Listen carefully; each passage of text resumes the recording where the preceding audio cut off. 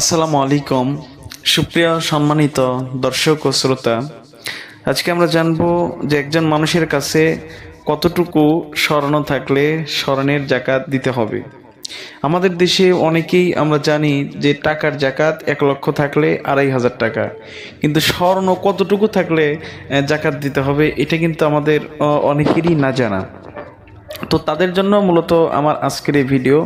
তো সুপ্রিয় দর্শক, প্রথমে আমাদের জানতে হবে, যদি আপনার কাছে 7.5 ভরির সমপরিমাণ স্বর্ণ থাকে, আবারও বলছি, যদি আপনাদের সামনে 7.5 ভরি সমপরিমাণ স্বর্ণ থাকে, তাহলে আপনার উপরে স্বর্ণের জাকাত ফরজ হবে, স্বর্ণের জাকাত দিতে হবে।